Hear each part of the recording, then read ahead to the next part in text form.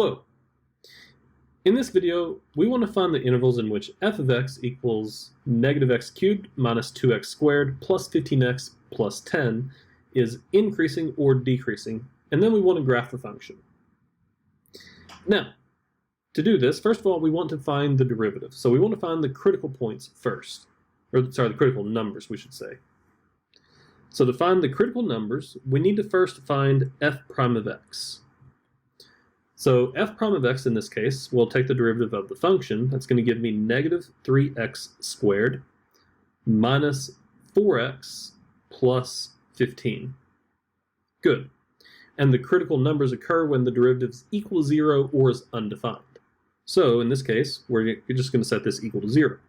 Negative 3x squared minus 4x plus 15 is all equal to 0.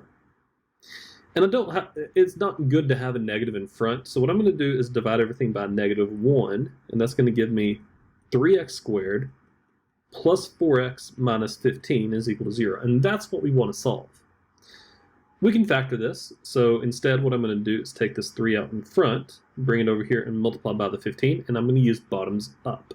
So I'm really actually going to factor x squared plus 4x minus 45. Now the question is what multiplies to 45 and has a difference of 4? Well, I'm thinking 9 and 5. So we have x plus a number, x minus a number, and then put the 9 there and the 5 there. Now notice that the 9 has to be positive because the 4 has to be positive. Now, since this is the factorization of this, it is not of this. We got here by multiplying this last term by 3, so let's divide both of those terms by 3. So divide by 3, divide by 3. And simplifying, that gives me x plus 3 and x minus 5/3. There we go. And then the name bottoms up comes into play. Bring the 3 up in front of the x there.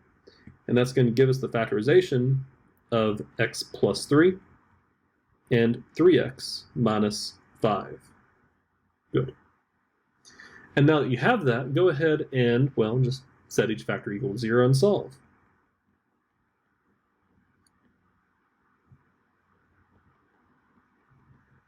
So it gives me x equals negative 3 and x equals 5/3.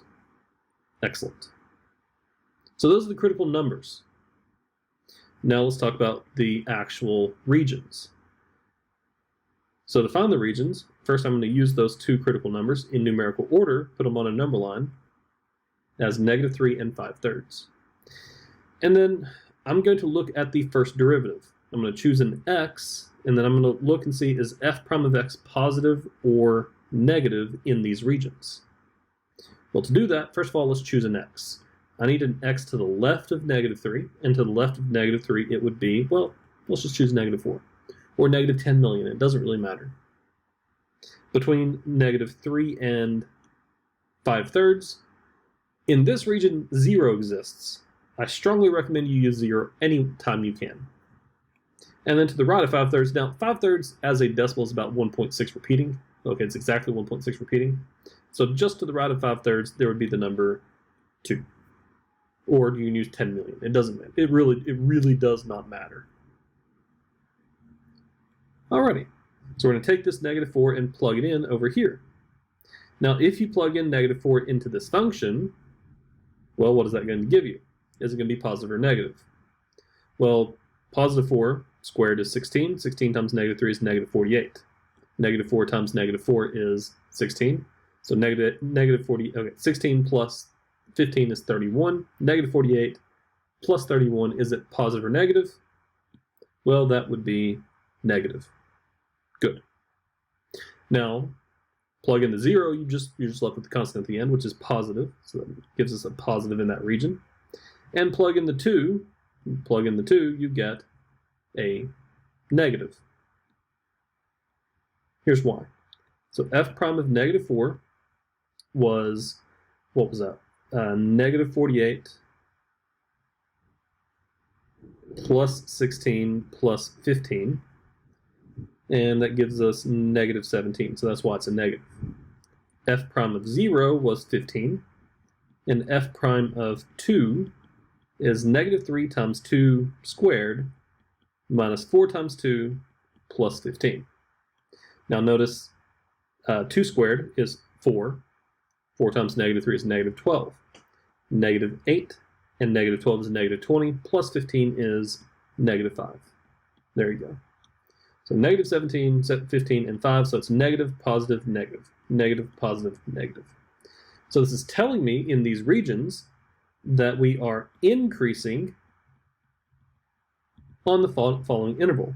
Now notice that we're just increasing in the interval between negative 3 and 5/3.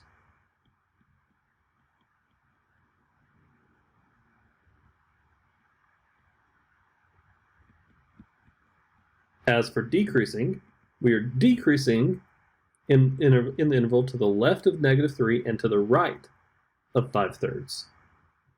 So to the left of negative 3 as an interval is negative infinity to negative 3, and then take the union with 5/3 to infinity. Excellent. And there we go. Now, that's all this question is asking for, and then it wants us to graph. I strongly recommend you use the calculator for this, but I went ahead and graphed this myself here. Now notice that at negative 3, we got whatever this value is down here. It is negative, I don't know. You'd have to plug in negative 3 into the original function to find out that point, though. So notice that negative 3 comma 5/3 is not a coordinate. Negative 3 to 5/3 is the interval between negative 3 and 5/3. Notice that the function is increasing in that interval. And notice to the left of negative 3 and to the right of 5/3, this function is going down from left to right. Alrighty. And also notice that this is a minimum point. This is a maximum. Alrighty. Well, I believe I'm going to go ahead and end the video here, and I will see you in the next one. Have fun.